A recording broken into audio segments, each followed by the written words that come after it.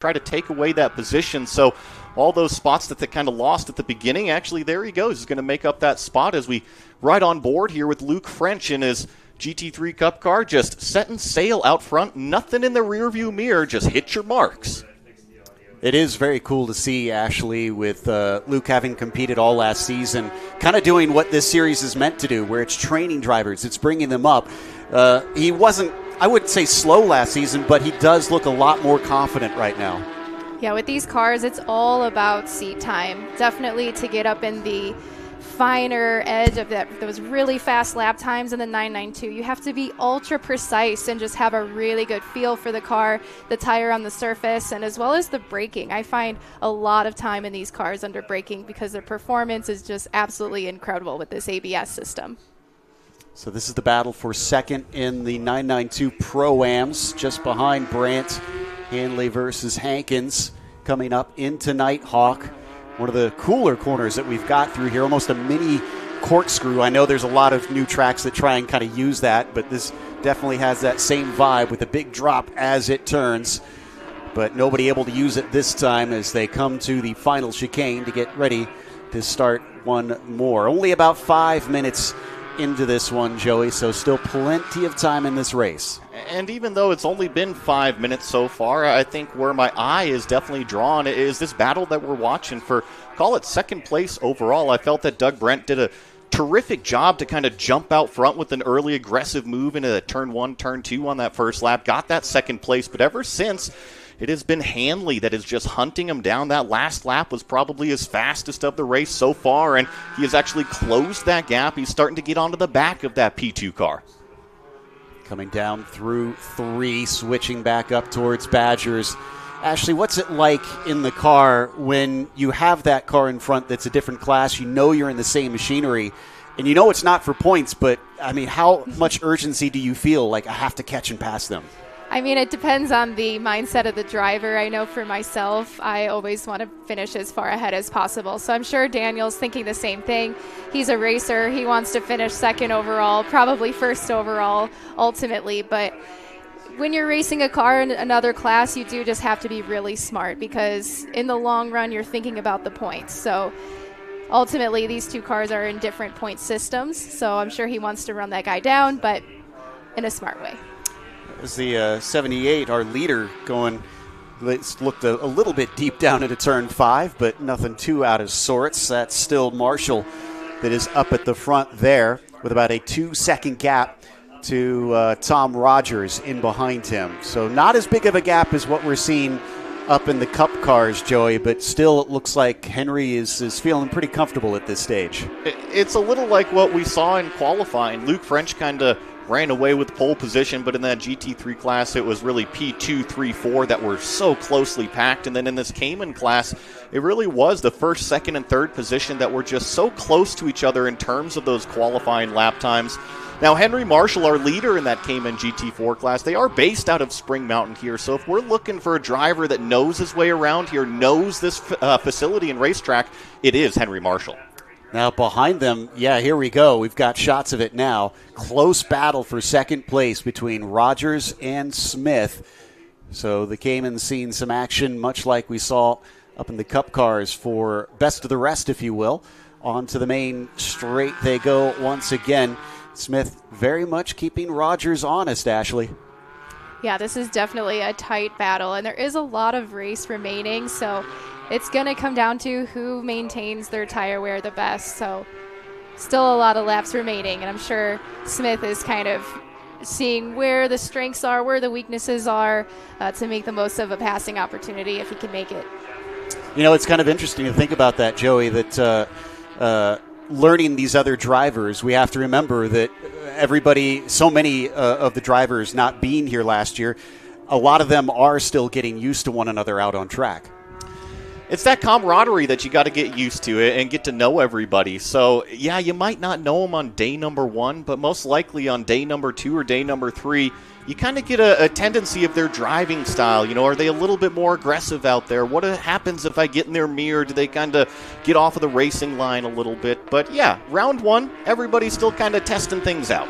Smith really pushing with that Blue Angel there. He is trying to see if he can poke and prod his way through. Had a peek down into turn 5, but nothing doing at least at this stage. Coming out through 8 and up towards turn 9.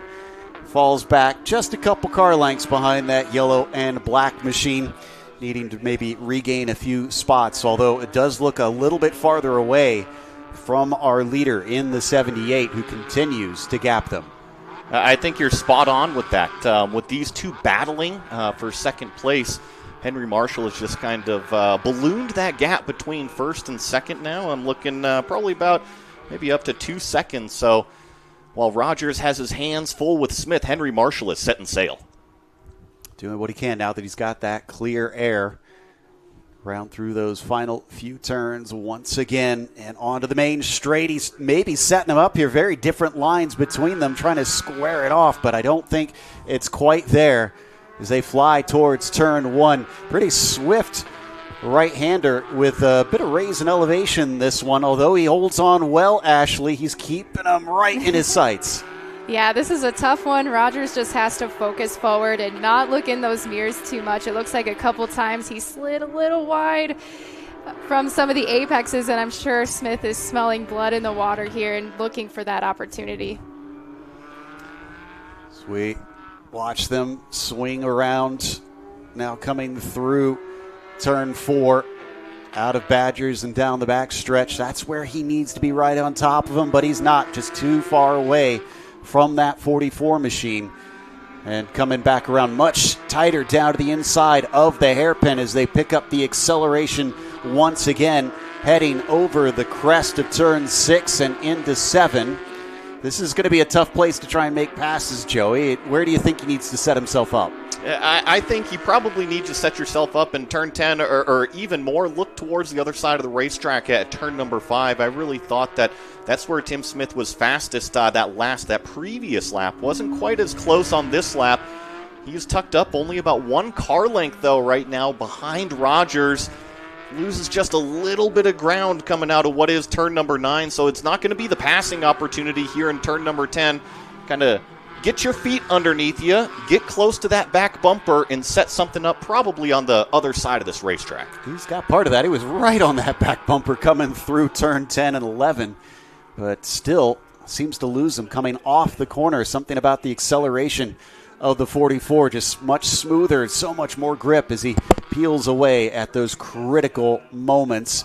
The gap between themselves and Marshall looks maybe actually slightly closer than it was before. I'm trying to see if I can find the numbers there, but regardless, these two haven't really had the side-by-side action quite yet, as he still carries on to that battle for P2. Checking in on Luke French in the 2:15. Now up to 11 and a half seconds. My goodness. He is absolutely cruising, Ashley.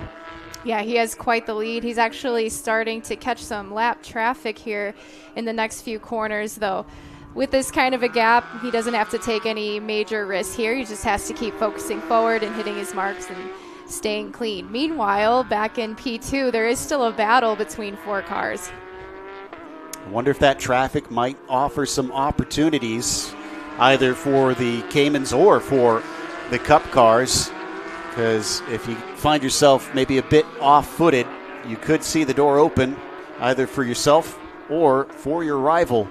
So you got to be on your toes for sure. There's some of our first traffic that he's able to sneak by. So Luke French has got his first taste of it, but he's built up that buffer, Joey, so that's going to help him a ton. And not only the buffer, but he continues to click off laps that are just significantly faster than the rest of the field. His fastest lap over 1 second faster than anybody else out there on the racetrack. And that last time by, even as he got held up by traffic, was about half a second faster than Doug Brandt back there in P2. So just the raw performance that Luke French has here today is head and shoulders above the rest. Down through 2 and into turn 3. Quite a bit of camber on that one. Oh, that was way off the apex there for Hanley. Almost leaves himself vulnerable, but it's going to be hard to pass into turn 4, so they have to stay single file through that double right-hand kink. And then both trying to accelerate towards turn 5. Looks like Hankins has lost that opportunity. But at times, he does feel like a threat here. And like I said, Ashley, I think that traffic is going to maybe play a part in things. Yeah, the traffic in front actually just dropped a wheel ahead of them there, so they have to definitely be a little bit careful going through this area while maintaining their position.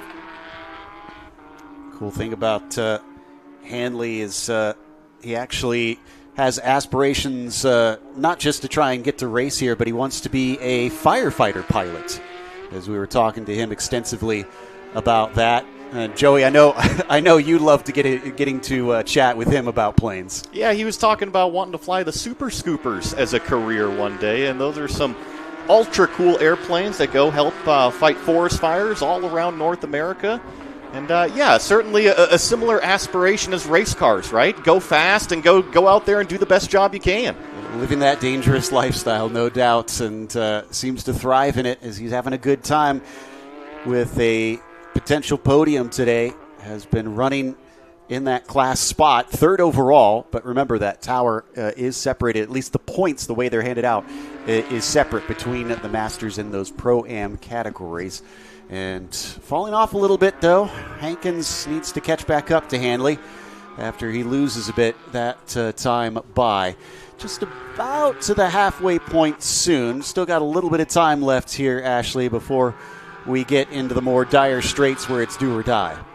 Yeah, these two are definitely battling it out, but similar to the Cayman P2 race, Daniel just has to focus forward, not focusing too much in those mirrors.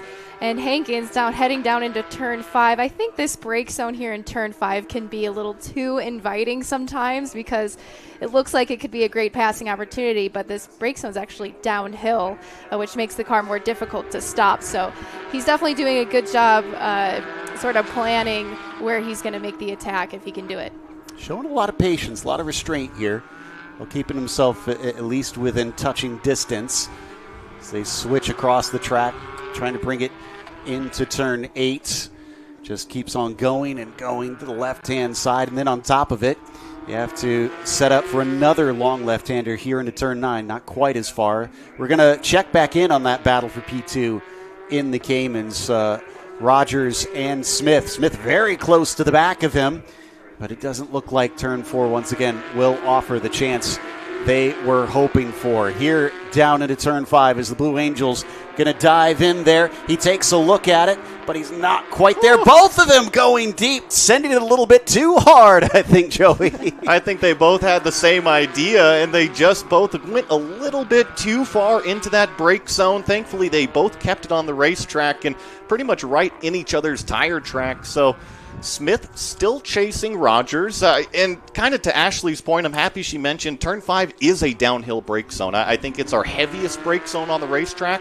But just like what we saw, you can easily overstep that limit. Certainly looks like it. Smith is another fascinating story because he's worked with this team for some time now, but he was part of the data team, actually, and got his opportunity to try and hop in the car and race. Oh, is he going to look down the inside, squirming under braking, but he makes it stick. That was fantastic for P2 in the Caymans. I thought that was the perfect place to make the move on his rival out there. So Smith up into second. Rogers has kind of been struggling with turn 10 and finding the footing out here, and evidently Smith had noticed that and pounced at the opportunity. Yeah, that was a really well-executed pass. He did not even see that one coming because that straightaway sort of bends and curves into the brake zone. So kudos there to Smith. Fantastic stuff. That gets him P2. Rogers is going to slot down one position on our tower. And off they go with about 16 minutes plus one lap left on the clock at this stage. And it does look like he was being held up. Look at the gap that is already forming between those two cars. Smith is off like a shot. I want to talk about what Ashley said earlier, though, because it's still that management game. You can easily burn everything off inside this car if you drive the car too aggressively. So the Yokohama tires are always fantastic. They're always there to provide you the grip. It's just up to the driver to manage those grip levels that entire 35 minutes. It's the name of the game. You got to be quick, not just over one lap, but over the course of the entire race. Now, back to that battle for P2 in the Cup cars. Still staying as it was. Hanley leading Hankins. Of course, this is behind Doug Brandt, who's certainly not relinquishing that second overall, but leads in his class over Londo. In fact, Doug's sitting very pretty right now. Londo's a long ways back from him, so it's looking like a handy win maybe in the 205's lap at this moment. It's always nice when your competitors in class are nowhere in your rearview mirror, and just like how you were pointing out, Doug Brandt is in a nice little race right now, just doesn't have anybody that's in the same class, so guess what? If there's a car that comes up and pressures you, you obviously want to keep the position, but it's not worth any points at that point. Yeah. Bring the car home. You've got the win. Might as well collect the hardware. But these two still trying to decide this spot here between Hanley and Hankins. Daniel coming from that racing family. His dad running Hanley Motorsports. Obviously a big supporter, giving him this opportunity to show what he can do. So far looking good at this stage. At least looking at a possible podium for himself. But the question is, how is he going to deal with this pressure from behind? He's raced plenty of times in the past, Ashley, so he's got the experience. But what has your knowledge been about him standing up and not cracking? No, he does a great job. And like I was actually talking to him earlier, this is really just his first time in a 992 Cup car. So it's definitely just a unique driving style to be learned as he's running more races here, but he's doing a great job keeping Hankins behind him. And if I was Daniel, I would be focusing on Doug and trying to learn, where is Doug faster? How can I learn to carry more speed in some of these corners, or maybe it's in some of the brake zones. But ultimately, if I was Daniel, I'd be focusing forward. I think one driver is really focusing forward, Joey. French is looking extremely strong right now. He really is. It wasn't his fastest lap of the race. It was only about 8/100 slower than his fastest lap of the race this previous lap. So he is just hooked up on rails in that number 215, and I don't think anything's going to stop him unless there's something that happens with the car or he drives it off the racetrack. In terms of a mistake, Luke French looks plenty in control.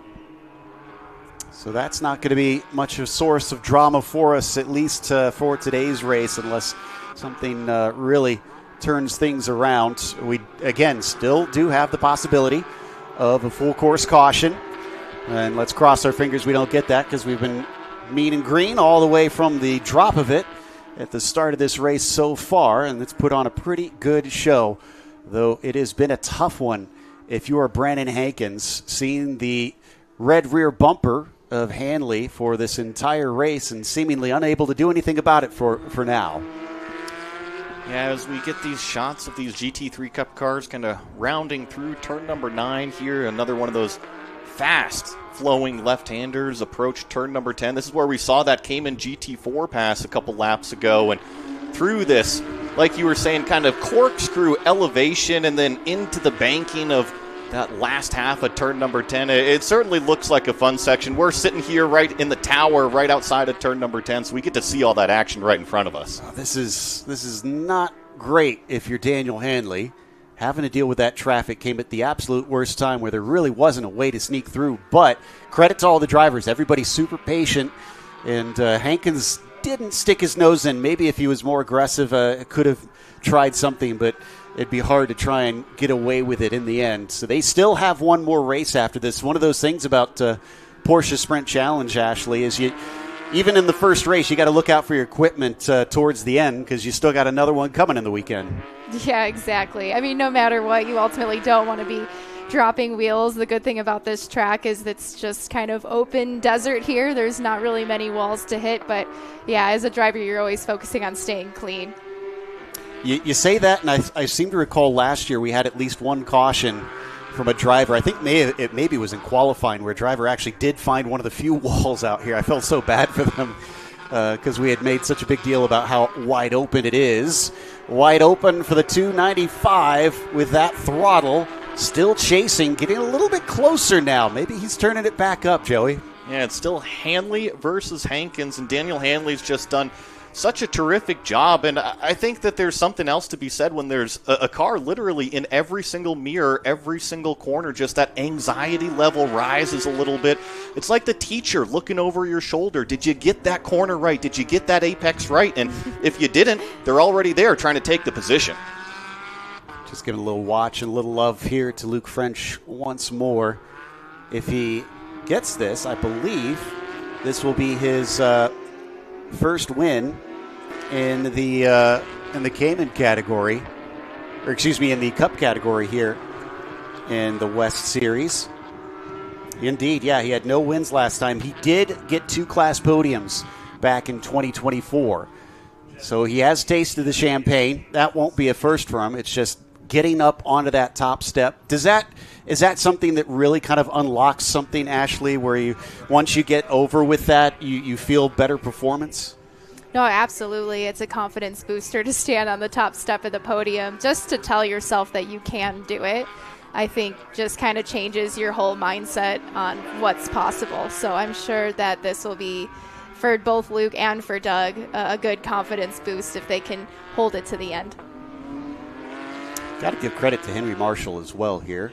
Just a very quiet race so far, Joey. I mean, we haven't really had to say a whole lot about him, and it hasn't been as big a gaps as what we've seen with French, but it's been solid. I can't really fault him. It's well executed out front. Remember, he had the clean air on the start. He wasn't challenged at all in the brake zones, and he has essentially taken off. Now, I will say that ever since Tim Smith has gotten by Tom Rogers, what was that, about a handful of laps ago, maybe 7 laps ago, he is actually the fastest Cayman GT4 on track. That last time by was about 8/10 faster than Henry Marshall, but Henry's just done such a great job at executing the management of the race. I don't see Tim catching up the back of him. No, not this late in. 9 minutes plus a lap still left on the clock. That's going to be difficult, especially since the laps are nearly 2 minutes. In fact, for the Caymans, I think they are about 2 minutes long. Yeah, just about a second or so shy. Yeah, to your point, so Henry Marshall's last lap time, a 1:59.4. Tim Smith, a 1:58.9. So another half second knocked out. So he's gaining, but it almost seems like too little, too late. And Marshall can just kind of manage that gap, no doubt, to get to the end. As we hop on board with the 295. Hankins still hounding Hanley every corner he possibly can. Here's some more traffic, but they catch on the front straight. Now, is this going to be a problem? Coming down into turn 1. Puts both of them offline. Thankfully, a little late. I think the Cayman did see them eventually. That kind of scared me, honestly, Ashley. No, that was actually some pretty good awareness there by the driver of the Cayman to move out of the way, because these two are battling hard. So that was good that happened nice and clean. However, these two are still definitely going at it. I've seen a couple small mistakes by Hanley down here in turn 5. Hopefully he can pull it together and just keep it clean through the end. Ooh, up and over the curbs there for Hankins a little bit on the exit. Definitely pushing hard, getting everything out of those tires. They only need to go for just a few more laps, and he can almost touch that rear bumper as they brake hard for turn 5, but being almost there is certainly not there. He needs to get that overlap at some point, Joey, to initiate something. I'm amazed at watching these cars, not only the Caymans, but the GT3 Cups with their performance window. The front grip that these cars have, especially down in turn 5, that's one of the slowest corners that we've got on this racetrack, and it just seems like the front end hooks up and just pulls the car through the corner. Porsche has made a fantastic race car. Really has. These two still battling hard. Ooh, and a defensive move this time, though, from Hanley. He's feeling a little bit of the pressure now. So what's going to happen in these next few laps? Is this where things start to finally unravel? He's made it almost 90% of the way there, Ashley. Is it difficult to make it that last percentage at the end? You know, it's really tough to say. I think with these cars, you have to really plan your pass 5 corners beforehand. So I'm sure Hankins is just kind of reading Daniel, again, seeing where his strengths and weaknesses are. And then really, if Daniel can just keep it clean and keep focusing forward, mainly focusing on his exit speed, that's where he's going to keep Hankins behind him. Because to plan a pass in this car, you have to get a good exit out of the previous corner so that you can pass them in the next brake zone. Drive the track, not your competitor. Can he keep ahead of Hankins and focus forward in these last few times around? Just ahead of them, still following Doug Brandt, but unable to do anything to get past him. And try and run up the road and go farther forward. In fact, it really wouldn't do any good at this stage with how far ahead he is. Another look down the inside along with some traffic to the outside, and that will compromise Hankins on the way out. Yeah, if anything, I actually think it was Doug Brandt that was held up the most. So now the game has kind of changed for Hanley. Remember, he's been kind of focused on the rearview mirror with Hankins back there, but now that he's kind of equal distant behind Doug Brandt, you can kind of maybe focus on the attack versus focusing on the defense. And sometimes that's all a driver needs, that little bit of a brain shift to turn off what's going on behind and focus forward on what you actually need to do. Just rip those mirrors off. You don't need them right now. Focus forward. And hopefully it'll all work out in the end. Definitely looks like a couple of them struggling in the braking zone. I saw a little bit of dancing out of Brandt's car as he came into there, and a bit of an interesting line on the way out as well. So, again, are we seeing drivers who maybe did not manage things as well as they should through the majority of the race? And is it changing the complexion in these final few circuits? We're going to find out, right? 4.5 minutes plus a lap remaining out here. So things are starting to wind down, and if you are going to make the move, your options are starting to get limited. Only call it a few more laps remaining. These three cars have been packed together this entire race. Remember, Doug made that nice aggressive move on what was a turn 1, turn 2 on the opening lap of this race, but then it's really been Hanley versus Hankins through the meat and potatoes section over here. So with 4.5 minutes remaining, now's payday. Time to go put it all on the line. Yeah, it's interesting seeing the cars move around here in this brake zone. The really cool thing about the 992 Cup car is you can make adjustments inside the car while you're driving to change the handling of the car. So a lot of times, depending on how my race is going, I might be changing the brake bias from the front or to the rear to help the handling in those brake zones. Also, you've got your different ABS settings as well. Porsche does a great job with that in terms of changing the balance of the car in the brake zone. So there's a lot of tools that are available to the driver as the race goes on, which is really cool. And talking about those adjustments, maybe you can kind of explain them a little bit more. You were talking about the brake bias. You know, if you got a car with a little bit of understeer, typically what are you doing? Yeah, so understeer is when the front of the car isn't turning as well as you would like. So sometimes that could mean you have too much brake bias or too much brake bite in the front tires. So you can go ahead and there's a knob in the car that changes brake bias more towards the rear of the car. And if that doesn't work, you can also dive into your different ABS settings. The ABS settings in this car aren't linear. They change the actual balance on the car based on what number you go to. So a lot of really cool technology that is very useful for the driver. A lot of dust up in the air there for a moment as Hankins maybe pushing too hard, getting his wheels off out of turn 8. He'll get away with it this time. Don't want to do that too much because the other interesting thing, yes, it is wide open, but as we've even discovered in our road cars, Joey, the rocks are rather big. They can get big, and we've seen some cars drop wheels earlier. That's when it kind of becomes a little sketchy because you don't know where all of that stuff, all that gravel and rocks have been kind of kicked up onto the racetrack, and you're counting on that grip from the Yokohama tires. And if you got a bunch of stuff on the racetrack, that grip level is not what you think, and you can kind of easily make a mistake. Now, if you're used to most timed racing, often you'll see that as soon as we get down to less than a lap's worth of time, the white flag will come out. That's not the case here. That +1 lap means that the drivers will run the clock out, and then the next time by, they will get the white flag for 1 to go. So that's what Luke French is looking for here, and we're getting very close to it because we have less than a lap's worth of time on the clock. You'll see exactly where he is on the racetrack here, and coming up to one of these corners is this is turn 10 that he's going through. These are our two leaders. We got Henry Marshall directly in front of Luke French. So a nice shot of our two overall leaders coming to complete this lap. And like you said, about 1.5 minutes remaining. I was just looking to see where Tim was in relation to Henry as well. And I think he's gotten closer, but again, I just don't think there's enough time. I feel like if he passed him maybe 5 laps earlier, we could have had a fight for the lead here. Agreed. Yes, I think that the performance out of Tim Smith, that ever since he got cleared, He's just kind of been the pace setter in the Cayman GT Force. Henry got the benefit of being on pole position, and that goes to show you how important qualifying is. Track position is always important no matter what track you're at, and it paid off today. So 2 laps to go now as they cross with just enough time. And I think we'll see the white flag next time by for this man, Luke French, leading since the drop of the green. Just really has not looked back since. Sporting the new livery this season as well. I was told it's Hawaii-inspired. Although I asked if there was any connections there. He said no, just liked the aesthetic. So, but Luke definitely easy to identify this year compared to the silver and blue that he had last time out. And, of course, the car always looks more beautiful when it's fast, Joey. It looks the best in victory lane. That's where a car looks the best.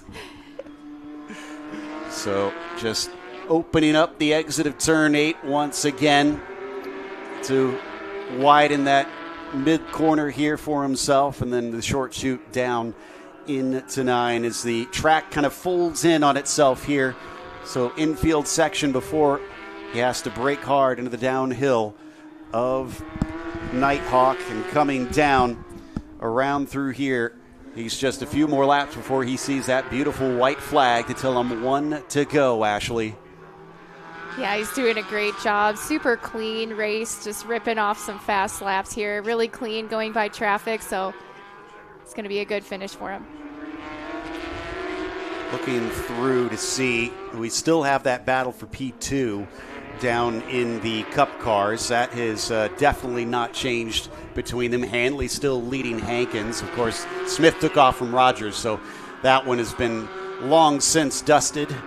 And Smith just kind of regretting maybe making the move a little bit late. I'm sure there may be just a few butterflies if he can't fully focus on the race itself here, Joey. It's his first win in USA West, potentially. And at this point on the last lap, he does throw that out the window. Just act like it's a regular lap. Go out there, hit your brake zones, hit your apexes. Treat it like every single practice lap that you've done all weekend long. You've already knocked out 35 minutes worth of perfect laps that are better than everybody else, and now he's just got half a lap remaining. Yep, coming up through 6 and into 7 now. Very close. He can almost taste it from here. 21 seconds over Doug Brandt, who is the next closest car, not even within his class. Been pretty much a domination by this 215 car. I can report that we haven't seen any change, and it doesn't look like it's getting any closer for second in the 992 Cup cars. So we'll have to hold tight until we get to the end to see if there's maybe a last dive coming out of Brandon Hankins. In the meantime, about 3 or 4 more corners to go for the 215 of Luke French over Tortoise through the various S's here and into that final chicane. Just has to navigate this one safely, and he will be our opening winner here in the USA West Series. There's 1, and there's 2. And with that, Luke French gets his maiden win in the Porsche Sprint Challenge USA West Series. Actually, just a few corners behind is going to be our Cayman winner as well. Henry Marshall's going to be rounding these last couple corners.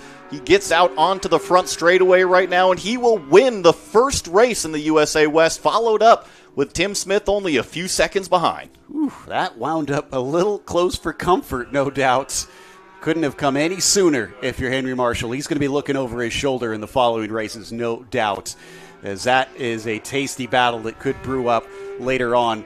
Hanley is going to wind up in second and Hankins third, but Doug Brandt kicks things off in the Masters category with a win in his 205 as well.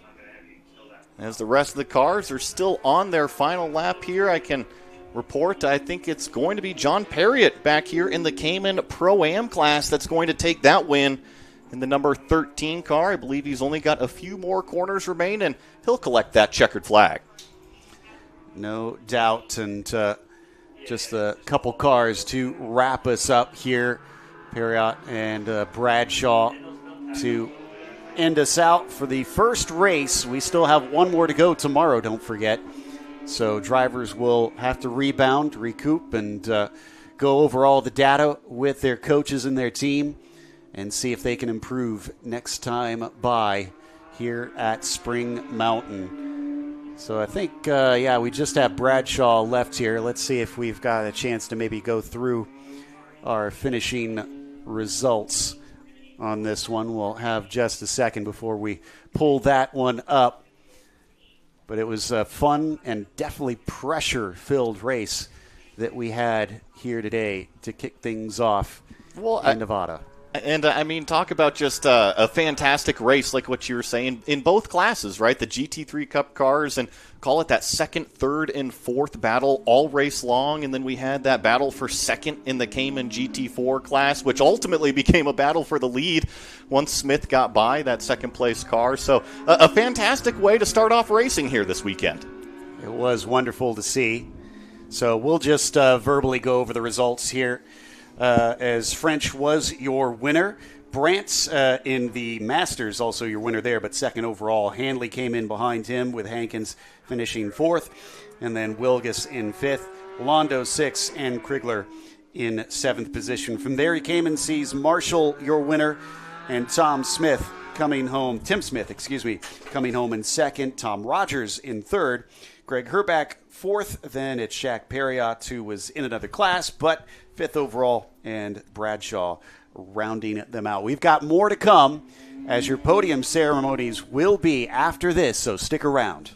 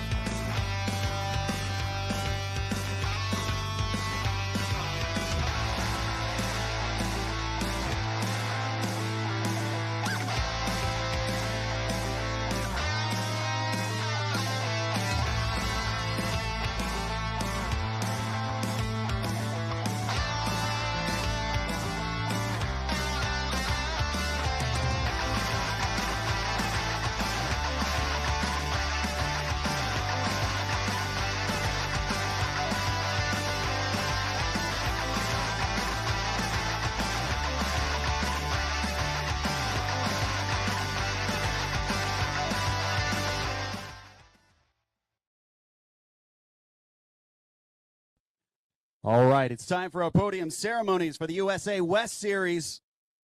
We're going to start off with the Cayman Masters. Finishing in third today, driving the number 44, Tom Rogers.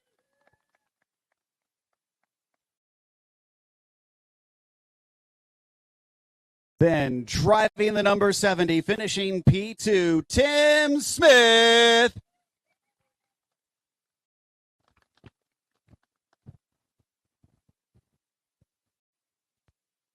And your winner today, in the number 78, it's Henry Marshall.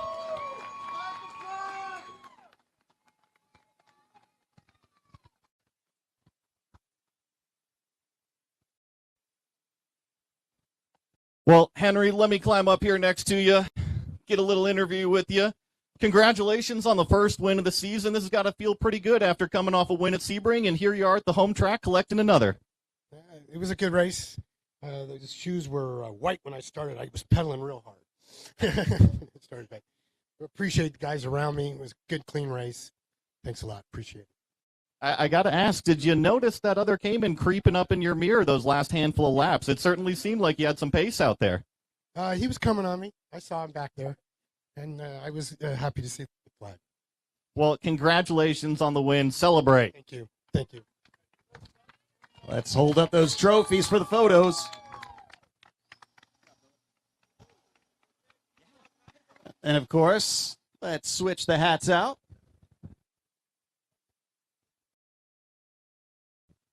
Hold up those trophies one more time, please.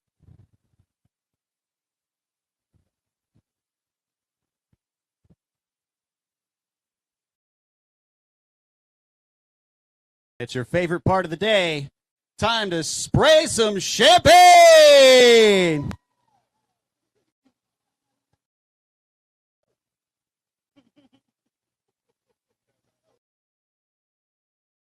Congratulations. That was our Cayman Masters podium finishers. Let's give it up for them.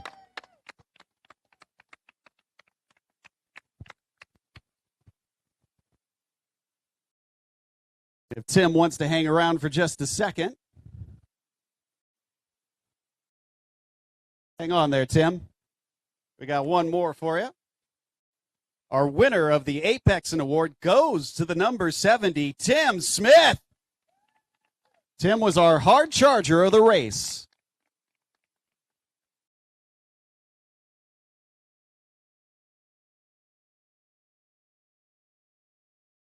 Congratulations to Tim. That brings us, of course, to our next one. That will be the 992 Masters category.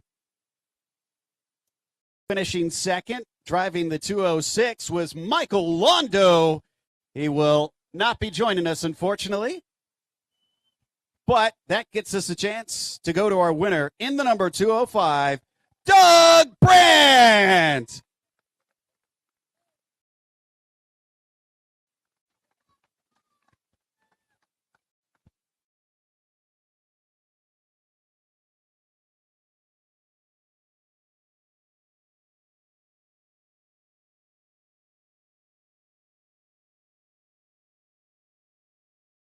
Here next to you, still got to look up to you, though.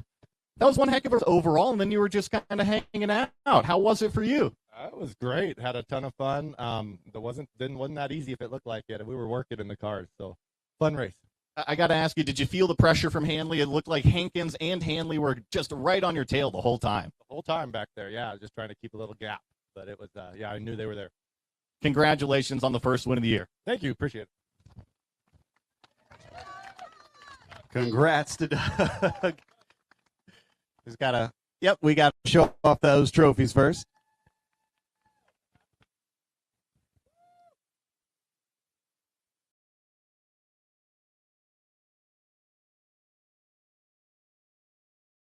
And now Doug can spray some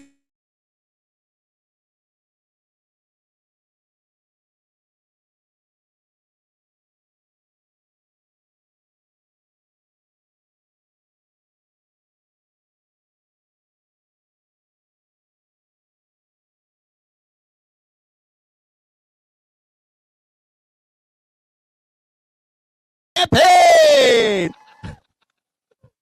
Doug's making it a participation thing for the crowd. French.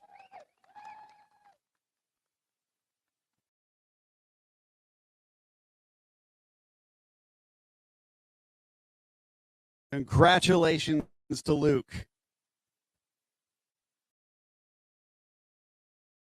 And finally, it's time for the 992 Pro-Am category. Finishing third today in the 295, Brennan Hankins.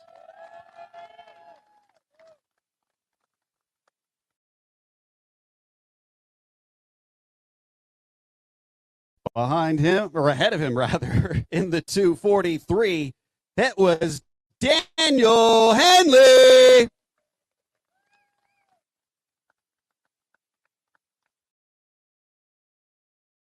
And finally, with a dominating performance, our winner is the 215 of Luke French.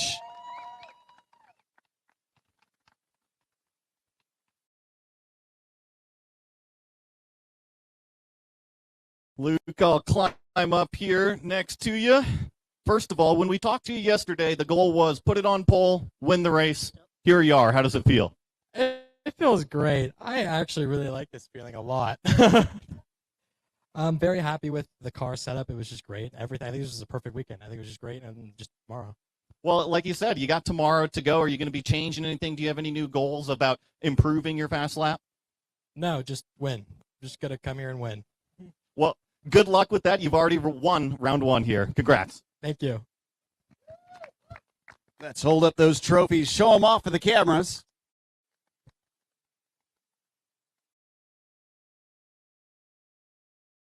And a quick switch of the hats, please.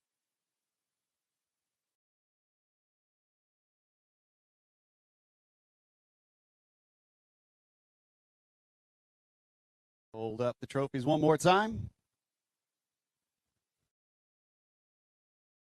And now you get to do what you really want, and that's spray the champagne!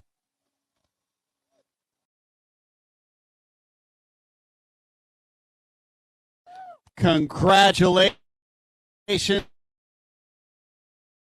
to the 992 Pro-Am podium finishers. The racing is done for today, but not for this weekend. We'll be back in the USA West Series by Yokohama.